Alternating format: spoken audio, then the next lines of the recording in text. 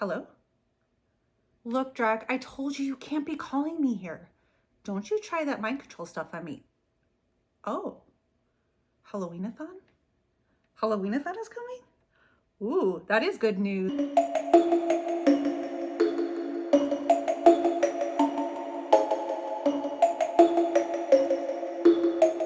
Hey guys, welcome back to my channel. If you're new here, welcome. My name is Christine. I like to read dark and disturbing things, and today I have a fun announcement. If this insanely neon colored shirt is not an indication, Halloween-a-thon is coming. I have not worn anything this neon since the 80s, but I'm kind of liking it. This bright lime green is like my jam this year for Halloween for sure.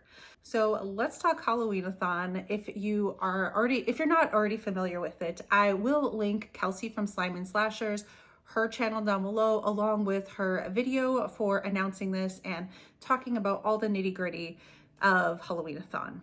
She is the creator. She comes up with the best readathons. They are so much fun and they're always super inclusive. So before you click off this channel because you're like, you know what, I don't think readathons are for me, I want you to stick around because I am going to be doing the most chill version of this readathon that there is. And I keep calling it a readathon, but it's not really just a readathon. It is celebrating all things Halloween, all things fall, whether that you like the spooky side of it or the creepy side of it, or whether you just like the fun cutesy side of it. It doesn't matter. It is here to celebrate spooky season through and through, and however you want to do that is how this is going to work. So I am going to be doing a very relaxed version of this because sometimes when I overplan and I want to do all of the things, I make such big plans that I just kind of shut down and I end up not doing them. But sometimes if I just go and saying, hey, I'm gonna do what I can, I'm gonna do whatever I feel like, I end up doing more that way. Since I already read spooky things all year round, I wanted to focus more on the non-reading side of this. I will still be reading spooky things, don't worry, I'll be talking about that. But this is like officially spooky season, even though I celebrate it all year round. So I wanted to focus on some of the other aspects of that. And one of those is going to be movie watching. I am a person who does not watch a lot of movies. There are tons of like staples in the movie world that I have never seen. So I did last year watch a lot more movies, and I plan on doing that this year. And I am basically taking the streaming service that I already have, which right now is just Amazon Prime, and adding tons of movies to that. Also Tubi, which is free to use. So that is a great resource. Anytime someone mentions a movie to me that I think I might be into, I just add it to my watch list. And I am going to be mood watching whatever I feel like, because I do live with other people who are not really into spooky stuff. And sometimes I don't want to make them uncomfortable by watching those things when they're around. So I'll save those for when I'm up late by myself. The only movie that I really want to watch this year, and I believe it is one of the host picks for watching this movie, is Something Wicked This Way Comes. I just ordered it on DVD because I think that's the only way you can watch it right now. And I'm very excited because I just read the book. So that is the only movie that I am like saying that I have to get to. Everything else, we'll see what happens. Like, I don't want it to be an assignment. So I am just going to be adding stuff to my watch list and going through that way. I will link my Letterboxd down below, which I just made like a month or two ago. So you're not going to see tons of activity because I don't watch a lot of things. But that way you can kind of keep in line with what I am watching. I feel like I may have skipped ahead a little bit with my excitement, but just to talk about this a-thon in terms for someone who is not going to be super like going balls to the walls with this and just wants to do a super relaxed approach. I want you just to think of this as a community event, because it's not a competitive readathon or anything like that. There are no points. There is nothing like that. So we are just going to be doing what we would normally want to do and sharing that with the reading community through Discord. So if you join Discord, which I will link below, which is free to join, you'll see lots of different channels that you can discuss about certain things. So it might be crafting or movies or books. Discord allows us to watch movies together, And there will be tons of that where someone is streaming a movie and then we can all hang out in the chat and talk about it, which is to me like the best way to watch a movie. I have watched some real stinkers, movies that I was not into, but because we were all like making jokes and chatting about it in the chat, it just made it like such a fun experience. It's also fun for someone like me who is not, you know, super up on their movies to get introduced to new types of movies, new things that are being streamed on there that I would not have known about. Either way. So if you do even just one thing, I really encourage you to try to make it where you could watch a movie on Discord with us, and all the information, there'll be tons of streaming times, but all of that will be in the Discord. If you're not into movies, that's fine. Maybe you're into crafting or reading or just doing activities that you think are super fun for Halloween, like going to a pumpkin patch or carving a pumpkin or making pumpkin bread. Any of that can also just be shared in the community. And I think it's really fun to show off what you're doing because it really encourages and inspires other people to do that too. So maybe you have a great recipe for something that someone else who maybe is newer to baking would like to be part of and share that with them. Maybe you're crafting something, maybe you're like me and you like crochet and you like to share what you're doing because it gives other people ideas, and then you can also get ideas from other people. And I just think it's a fun way to share what you are doing. So even if you aren't reading or watching movies or any of that, there's one thing that you are enjoying doing that you can share with the community. So this is more of a community event than any kind of like competitive thing. And that's why I'm taking a super chill approach. So what I have done over the past few months, I've picked up a few activities that I wanted to do this season anyway. And I kind of have just been saving them in my office just so I could show them off at some point. So that point is now, so I could actually start working on these things. And the first thing I picked up was a puzzle. I think I just got this from Amazon. It's a Halloween puzzle. It's 1,000 pieces. Let me take this off so you can see it because it looks so cool to me. I love puzzles where there are lots of little things to see. I'm not sure if you could really see that close, but it looks like they're trick-or-treating. So there's a lot of trick-or-treaters down there, and we are visiting this really spooky house. And oh, the tree has eyeballs in it. That's fun. And it's just got all kinds of spooky little critters everywhere that I think will be fun to find and put together.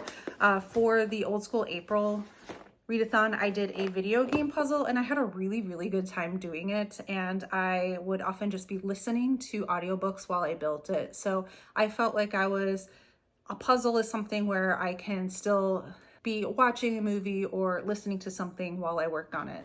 So that is my first little activity.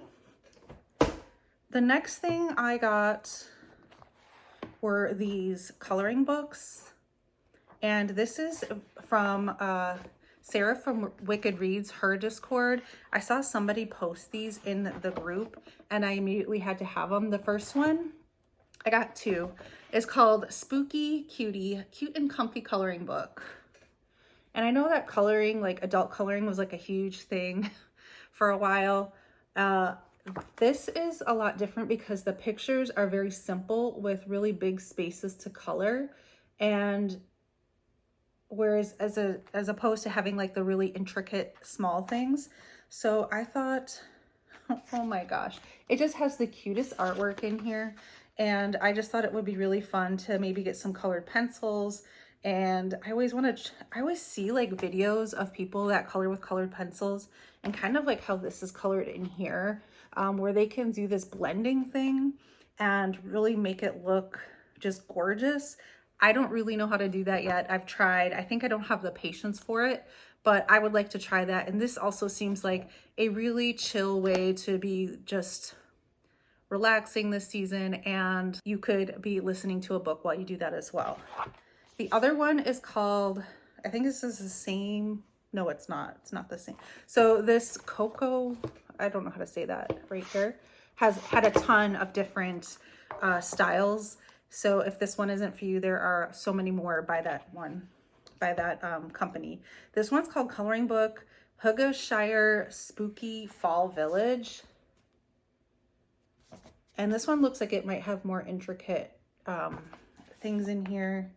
Honestly, there were so many to choose from on Amazon that I had a hard time picking. So that's why I ended up with 2, but like, I love that. So cute. So I hope to kind of dip into that a little bit. I also find it fun to do these kind of things like when I'm watching YouTube videos, especially if it's like a vlog and it's a longer style video. I just kind of do my thing while I'm listening to that. If you've been following my channel, you may have known that I've been working on this blanket, and I think it needs like 8 different sections, and I've only just finished the second one. So I have been working on this spooky mosaic blanket that will probably take me forever, but I think it's gorgeous and I love working on it. So that is another thing I will be working on. I have also been sharing a lot of the different yarn I've been buying to do blankets, which I haven't started any of them yet because I'm like, I should probably finish this one. As far as crochet goes, there are so many free patterns out there to make like cute little amigurumi things. Like, I mean, this wasn't free, but I did make this, I think last year. And this is my little vampire penguin. But there are tons, if you look on Etsy, tons of like spooky crochet amigurumi patterns. But I've never gotten like a crochet kit other than Woobles. And I saw this one by Crochet Society, and they had a spooky fall themed kit. And I was like, I want to give this a try, even though I know that once you know how to crochet, you can find tons of patterns. But I'm going to say, yeah, this box really, I love this. Got me. But it has, kind of peeked through there. It has some crochet hooks, and it has a bunch of yarn, and it has all the things that you need to do several projects in here. So they have like several home projects, and they also have several amigurumi projects that you could pick.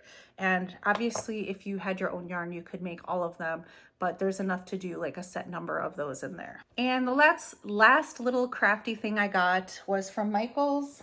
And in the past, I've done a lot of the little diamond paintings, but I had some from last year that I bought after Halloween when they were like on clearance. So I do have a couple of those left. I didn't really want to buy anymore. And then I saw these, and at first I thought that they were diamond paintings, but these are actually paint by number kits.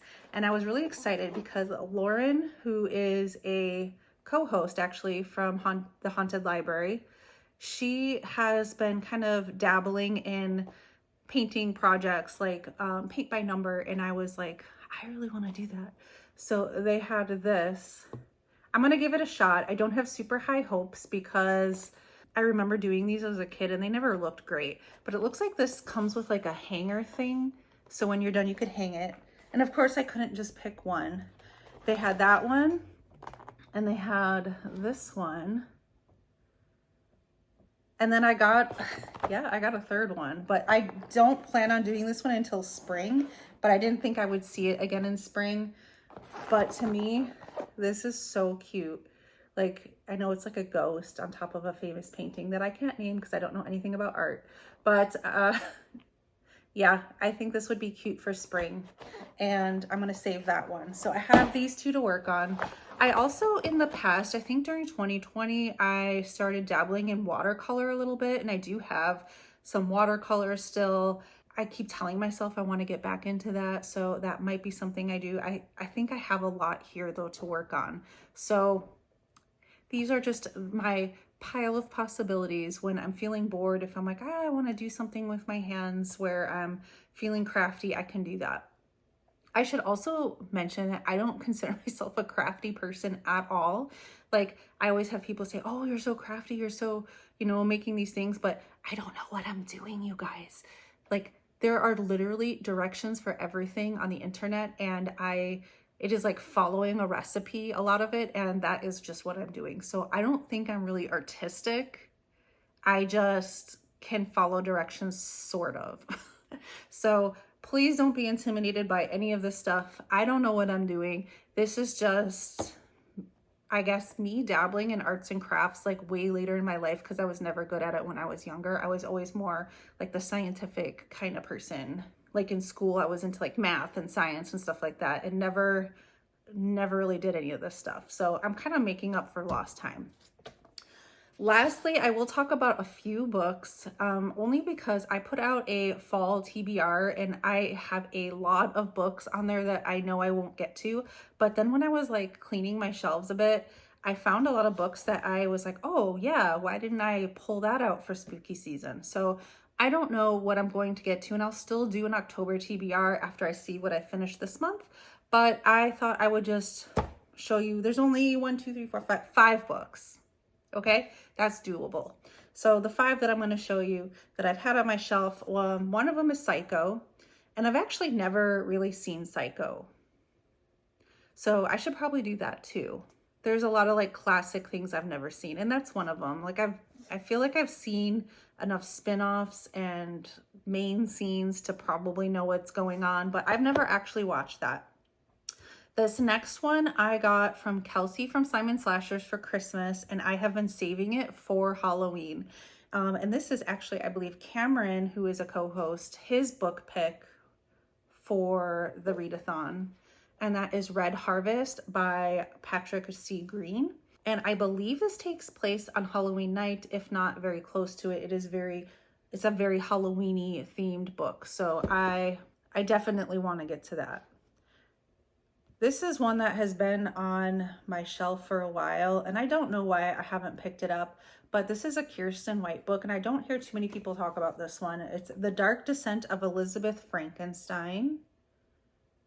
And I don't fully remember. I just think it's like a spin-off of, obviously, Frankenstein from like a female point of view. I can't remember if Elizabeth is his wife in Frankenstein. I think so. Anyway, Victor Frankenstein was kind of a turd, so yeah, it would be interesting to see her point of view. This is one, I forget who prompted me to get this, and then I forgot about it because I was saving it for Halloween, because I think this is a middle grade book, and it is called It Watches in the Dark by Jeff Strand. And this cover is everything, and I'm going in blind. I'm going in knowing nothing but this cover. And last but not least is a newly acquired book, and I am probably going to be buddy reading this with Kelly from Kelly Hooked on Books, and that is Rachel Harrison's So Thirsty. It came at the perfect time, and I love Rachel Harrison, so I'm excited to get to that. All right, so I know I showed you guys a lot of stuff. I just wanted to let you know that I had this pile of possibilities, but you don't have to really do anything. Just be part of the community. You could just be chatting with everyone in the Discord about TV shows, movies, crafts, books, what have you. Going for a walk in the crunching leaves, going to Trader Joe's and checking out all the pumpkin stuff they have, Halloween hunting, whatever it is, it could be part of this Halloween-a-thon. So it really is just all inclusive. And I really do encourage you, if you're not really a readathon person, you can just lurk. You can be a lurker and just feel part of the community. So I hope to see you guys in the Discord, and I will be linking all of the co-hosts and everything down below so that you can follow their channels if you aren't already aware of their channels and following them. Guess what I didn't even say? This starts tomorrow. Hopefully I'll be putting this up on Saturday. It starts on Sunday. It goes for 6 weeks. You don't have to participate the whole time, but it goes all the way until Halloween. I will probably be vlogging during this just to show you what I'm up to, and you can make fun of my bad paintings or my bad colorings if you want. I won't mind. So I'd like to hear from you if you are thinking about participating, if you are participating, if you have some books that you want to read for spooky season or any activities. I want to hear it down below because I clearly do not have enough stuff to do. All right, thank you guys so much for watching, and as always, stay spooky. Yo, what's up? Yellow. Talk to me.